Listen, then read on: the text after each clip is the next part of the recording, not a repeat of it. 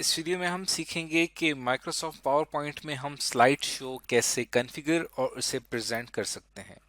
Slide show हमारी presentation का आखिरी मरहला होता है, जब हमने अपनी बनाई गई तमाम प्रेजेंटेशन अपने ऑडियंस के सामने पेश करनी होती है। तो उसके लिए हम क्या कर सकते हैं कि हम जब प्रेजेंटेशन देते हैं, एक तरीका तो ये है कि हम ऑन स्क्रीन स्लाइड शो कर दें, और वो हम या तो बिगनिंग ऑफ द स्लाइड से भी कर सकते हैं या करंट स्लाइड यानी जिस वक्त जिस स्लाइड पे हम मौजूद हैं वहां से भी हम प्रेजेंट कर सकते हैं। इसकी एक मिसाल ले लेते हैं कि हमारे पास लेट सपोज ये हमने एक प्रेजेंटेशन बनाई हुई है क्लासरूम के हवाले से, और इसको मैं ओपन कर लेता हूं। देखिए ये प्रेजेंटेशन है। अब इसका अगर मैं स्लाइड शो करना चाहता हूं, अपने ऑडियंस के सामने इसको प्रेजेंट करना चाहता हूं, तो इसके लिए यहाँ पे मैं स्लाइड शो पे क्लिक करूंगा, और सबसे जो बेसिक हमारे पास ऑप्शन होता है वो होता है फ्रॉम बिगिनिंग, और इसके लिए शॉर्टकट की है F5। वो आप प्रेस करेंगे या आप यहाँ पे क्लिक करेंगे तो आपका स्लाइड शो स्टार्ट हो जाएगा। अब देखिए ये आपका स्लाइड शो स्टार्ट हो चुका है। उसके बाद मैं लेफ्ट क्लिक करूंगा तो आप नेक्स्ट स्लाइड की तरफ मूव कर जाएंगे। इसी तरह से फिर लेफ्ट क्लिक करूंगा तो अगली स्लाइड आ जाएगी, और फिर लेफ्ट क्लिक और ये लेफ्ट क्लिक, और फिर ये आखिर में इस तरह से आपके जो प्रेजेंटेशन है वो कंप्लीट हो जाएगी। तो ये एक सिंपल वे है स्लाइड शो करने का। अब फॉर एग्जांपल अगर मैं यहाँ पे इस स्लाइड पे हूँ और ये फिफ्थ स्लाइड पे यहाँ पे मौजूद हूँ, लेकिन अगर मैं यहाँ पे फ्रॉम बिगिनिंग करूँगा तो ये बिगिनिंग से आगाज हो जाएगा इसका। स्लाइड शो को कैंसिल करने के लिए आप स्केप की प्रेस कर सकते हैं, और फॉर एग्जांपल मैं इस स्लाइड पे हूँ, ये फोर्थ स्लाइड है। अगर मैं यहाँ से प्रेजेंटेशन स्टार्ट करना चाहता हूँ तो उसके लिए मैं यहाँ पे क्लिक करूँगा फ्रॉम करंट स्लाइड पे, इसके ऊपर क्लिक करूँगा तो उस खास स्लाइड से प्रेजेंटेशन का आगाज हो जाएगा। और जब हम प्रेजेंटेशन देते हैं तो राइट क्लिक जब हम इस पे करते हैं तो यहाँ पे आपके पास आखिर में ऑप्शन होता है एंड शो का, तो आपका स्लाइड शो एंड हो जाता है। तो हमने from beginning, from current slide, ये दो बेसिक फीचर्स हमने सीख लिए। और अगर आप अपने ऑडियंस आपके साथ ऑनलाइन कनेक्टेड है, तब आप इसी प्रेजेंटेशन को ऑनलाइन भी कर सकते हैं, लेकिन उसके लिए आपके पास माइक्रोसॉफ्ट का अकाउंट होना बहुत ज़रूरी है। यहाँ पे क्लिक करने से आप ऑनलाइन कनेक्ट होके अपनी प्रेजेंटेशन कर सकते हैं, और यहाँ से आप ये चाहते हैं कि आपकी ऑडियंस अगर आप इस प्रेजेंटेशन को डाउनलोड करना चाहें तो वो डाउनलोड भी कर सकती है। फिलहाल हम इसको यहाँ पे कैंसिल करते हैं। तो ये स्टार्ट स्लाइड शो के हवाले से ये तीन फीचर्स हमने सीख लिए हैं। उसके बाद जो ज़्यादा डिटेल्ड फीचर है वो कस्टम स्लाइड शो है, इसको हम आहिस्ता आहिस्ता इस वीडियो में सीखेंगे। तो हम इसके अंदर आने वाली वीडियो में सीखने जा रहे हैं कि अपकमिंग स्लाइड्स और आपके साथ साथ जो स्लाइड के नोट्स आप तैयार करते हैं उसे प्रेजेंटर व्यू के ज़रिए कैसे बेहतर तरीके से देखा जा सकता है। प्रेजेंटर व्यू को हम बहुत डिटेल में समझेंगे, जिसके ज़रिए हम current slide, slide notes, next slide, slide controls, ये तमाम चीज़ें हम देख सक पाएंगे अपने उस प्रेजेंटर व्यू में। और उसके बाद हमने सीखना है रिहर्स स्लाइड टाइमिंग्स को। तो सबसे पहले हम इस चीज़ के ऊपर बात करते हैं कि प्रेजेंटर व्यू क्या होता है। तो लेट सपोज यहाँ मैं फ्रॉम बिगिनिंग से अपनी स्लाइड को स्लाइड शो का आगाज़ कर देता हूँ, और यहाँ पे राइट क्लिक करूँगा तो यहाँ पे आपको एक ऑप्शन नज़र आएगा शो प्रेजेंटर व्यू के। इसके ऊपर जैसे ही मैं क्लिक करूँगा तो आपका जो प्रेजेंटेशन है वो एक प्रेजेंटर व्यू में चली जाएगी, यानी कि आपका कंप्यूटर अगर किसी और मॉनिटर से कनेक्टेड है या किसी प्रोजेक्टर के साथ कनेक्टेड है तो वहाँ पे सिर्फ ये वाली स्क्रीन जो है ये डिस्प्ले होगी, और साइड पे जो आपको यहाँ पे ये स्लाइड नज़र आ रही है, यहाँ पे आपको स्लाइड नज़र आएंगे, और साथ साथ जो नोट्स आपने बनाए हुए हैं वो आपको उन स्लाइड्स के साथ नज़र आएंगे। देखें जैसे ही मैं नेक्स्ट स्लाइड पे जाता हूँ तो इस स्लाइड के हवाले से कोई नोट्स मौजूद नहीं है, तो वो यहाँ पे नहीं आ रहे। तो नेक्स्ट स्लाइड ये आपकी आने वाली है, ये करूँगा तो ये आपकी नेक्स्ट स्लाइड आ जाएगी, और फिर उस स्लाइड के हवाले से जो नोट्स हैं वो आपको साथ ही दिखाई दे रहे हैं। प्रेजेंटर व्यू का फ़ायदा ये है कि आप इसके ज़रिए बहुत अच्छे तरीके से प्रेजेंट कर सकते हैं। जैसे कि अगर मैं तमाम स्लाइड्स देखना चाहता हूँ, सी ऑल स्लाइड्स पे क्लिक किया तो मुझे तमाम स्लाइड्स नज़र आ जाएंगी। उसके बाद जब मैं वापस क्लिक करूँगा इसके ऊपर किसी भी एक स्लाइड के ऊपर, तो आप उस ख़ास स्लाइड पे वापस आ जाएंगे। इसी तरह अगर आप जूम करना चाहते हैं किसी भी एक खास स्लाइड पे तो आप जूम कर सकते हैं। और इसके साथ साथ आपके पास यहाँ पे ऑप्शन होता है, अगर आप अपनी स्लाइड शो को थोड़ी देर के लिए बिल्कुल ब्लैंक करना चाहें ताकि कोई भी ऑडियंस आपकी स्लाइड शो को ना देख सके, आप ब्रेक लेना चाहें तो आप उसको ब्लैक कर सकते हैं, छुपा सकते हैं। वापस करूंगा तो ये अनब्लैक हो जाएगी। इसी तरह साथ ही आपके पास पेन और लेज़र पॉइंटर टूल भी अवेलेबल है। इसके ऊपर मैं क्लिक करता हूँ तो आप यहाँ पे लेज़र पॉइंटर से कोई भी एक ख़ास लाइन आप रीड कर रहे हैं तो यहाँ पे आप लेज़र पॉइंटर के ज़रिए इसको कर सकते हैं। तो इसका ये हमें ये फ़ायदा होता है, जैसे कि आप देखें अगर मैं नेक्स्ट स्लाइड पे आता हूँ और मैंने ये ख़ास एरिया रीड कर रहा हूँ तो साथ साथ लेज़र पेन से मुझे पता चल जाएगा।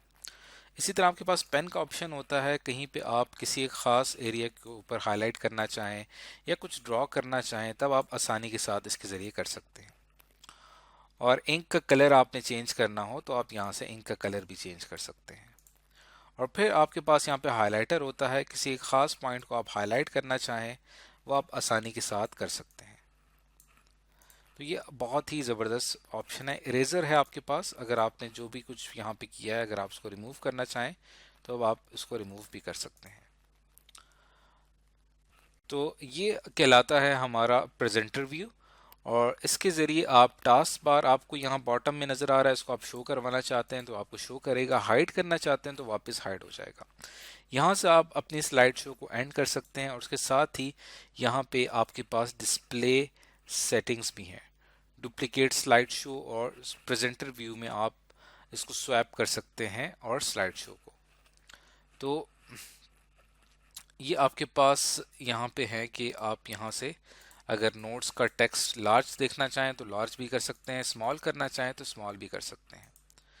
अब मैं इसके ऊपर राइट क्लिक करता हूँ और यहाँ पे आपके पास ऑप्शन आ रहा है हाइड प्रेजेंटर व्यू का। तो वापस आप ओरिजिनल उसी व्यू में आ गए जो आप पहले, इससे पहले व्यू इस्तेमाल कर रहे थे। तो ये कहलाता है हमारा प्रेजेंटर व्यू। अब जो नेक्स्ट चीज़ हमने सीखनी है वो है रिहर्स स्लाइड टाइमिंग्स। यानी कि अगर मैं यहाँ पे अपनी एक देखना चाहूँ कि किस स्लाइड ऑटोमेटिकली मेरे कितने सेकंड्स तक रहे, उसके बाद फिर ऑटोमेटिकली नेक्स्ट स्लाइड आ जाए, मुझे लेफ्ट क्लिक ना करना पड़े, तो उसके लिए हम यहाँ पे इस्तेमाल करते हैं रिहर्स टाइमिंग को। इसके ऊपर मैं क्लिक करता हूँ तो देखिए यहाँ पे आपको टाइमर नज़र आ रहा है। यहाँ पे टाइमर शुरू हो चुका है और ये फर्स्ट स्लाइड को जितना टाइम देना है उतनी देर तक आप यहाँ पे अपनी प्रैक्टिस करेंगे कि आपने स्लाइड के ऊपर क्या क्या बोलना है।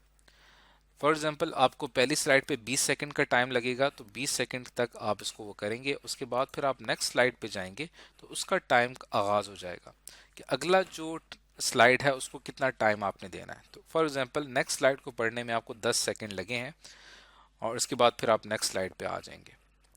और जो नेक्स्ट स्लाइड है इसको रीड करने में फॉर एग्जांपल आपको 5 सेकंड लगे हैं या 10 सेकंड लगे हैं, वो साथ साथ यहाँ पे कैलकुलेट होता जा रहा है। फिर आप नेक्स्ट स्लाइड पे आ जाएंगे, इसी तरह से फिर नेक्स्ट स्लाइड और फिर नेक्स्ट नेक्स्ट और फिर ये यहाँ पे आके ख़त्म। तो टोटल टाइम जो था आपके कंप्लीट स्लाइड शो का वो 50 सेकंड का था। और फिर आपसे यहाँ पे ये पूछा जा रहा है क्या आप इस न्यू स्लाइड टाइमिंग को सेव करना चाहते हैं। यस के ऊपर मैं क्लिक करूंगा। अब हमने ये टाइमिंग सेट कर दी है। अब जब कभी भी आप इसकी स्लाइड शो करेंगे तो देखना है जो आपकी पहली स्लाइड है ये 20 सेकंड बाद ऑटोमेटिकली अगली स्लाइड आपके सामने आ जाएगी। तो अब अगर हम थोड़ी देर वेट करते हैं तो आप देखिएगा कि ये स्लाइड खुद ब खुद हमारे माउस का लेफ्ट क्लिक किए बगैर ये नेक्स्ट स्लाइड ऑटोमेटिकली स्टार्ट हो जाएगी। तो ये देखें नेक्स्ट स्लाइड आ गई। उसके बाद ये जो स्लाइड थी इसको शायद हमने 10 सेकंड का टाइम दिया था तो ये थोड़ी देर और स्टे करेगी और उसके बाद फिर अगली स्लाइड आ जाएगी। अब देखें ये इस तरह से ऑटोमेटिकली स्लाइड्स जो हैं वो एक के बाद दूसरी स्लाइड्स आ रही है और आप उसको अपनी स्क्रीन पे आसानी के साथ देख सकते हैं। तो ये टाइमिंग्स जो हैं वो आसानी के साथ सेट की जा सकती हैं स्लाइड्स की रिहर्स टाइमिंग के ज़रिए। अब हमने सीख लिया है रिहर्स स्लाइड टाइमिंग्स को हम मैनुअली भी कर सकते हैं जिसमें हमने माउस बटन प्रेस करना था और ऑटोमेटिकली हम देख चुके हैं। अब हम सीखते हैं सेटिंग अप अ स्लाइड शो। अब हमने अपना मुकम्मल स्लाइड शो सेट करना है तो उसके लिए हमें क्या क्या करना पड़ेगा वो हम एक दफ़ा इसका रिव्यू देख लेते हैं और फिर बारी बारी सारे टास्क करते हैं। तो आपने स्लाइड शो को सेट करना है। स्लाइड शो स्टार्ट करने के लिए पहली स्लाइड से F5 प्रेस करना है, और अगर आप किसी करंट स्लाइड से स्लाइड शो स्टार्ट करना चाहते हैं तो शॉर्टकट की आपने प्रेस करनी है Shift प्लस F5।